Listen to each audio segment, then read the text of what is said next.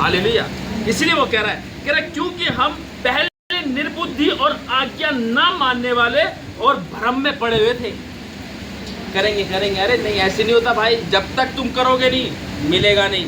और विभिन्न प्रकार की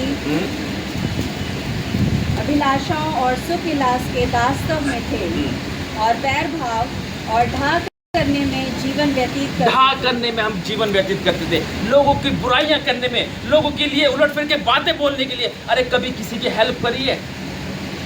और जिसने करी है उसका प्रतिफल भी उसे जरूर मिला है। मिला है कि नहीं मिला? नहीं करनी। मैं कह रहा हूं जो कर रहा है गलत काम उसे करने दो, मत बोलो किसी के लिए, आप बस प्रार्थना करो। हम प्रार्थना करेंगे, उसका उत्तर परमेश्वर देगा। और घृणित थे और एक दूसरे से बैर रखते थे। और घृणित थे और एक दूसरे से बैर कर रखते थे। पर जब हमारे उद्धारकर्ता परमेश्वर की कृपा और मनुष्य पर उसका प्रेम प्रकट हुआ। किसका प्रेम प्रकट हुआ?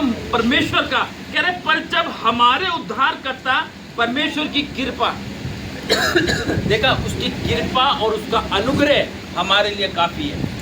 भजन संहिता 123 में लिखा है, हे परमेश्वर हम पर अनुग्रह कर, हम पर अनुग्रह कर, हम पर अनुग्रह कर, क्योंकि हम अपमान से बहुत ही भर गए हैं।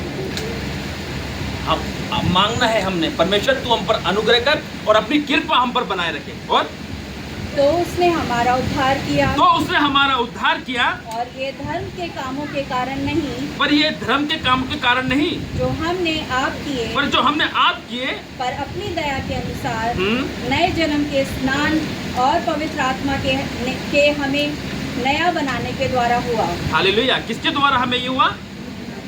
पर अपनी दया के अनुसार नए जन्म के स्नान और पवित्र आत्मा के हमें नया बनाने के द्वारा हुआ। हालेलुया। जब हमें पवित्र आत्मा, देखो हम जब यहाँ पे बैठते हैं ना, मैं क्यों कहता हूँ हमें आत्मा से उसकी आराधना करनी चाहिए। पवित्र आत्मा छूता है। जब हम ताली भी बजाते हैं ना, पवित्र आत्मा हमें छूता है। आप कभी इस चीज़ को आजमाते नहीं हो। मैं कह रहा हूँ जिस दिन आजमाओगे ना, आप हिल जाओगे बुरी रीति से। और जिसे उसने हमारे उद्धारकर्ता यीशु मसीह के द्वारा हम पर अधिकाई से उंडेला। हाँ, परमेश्वर ने अधिकाई से हमारे पर उंडेल रखा है।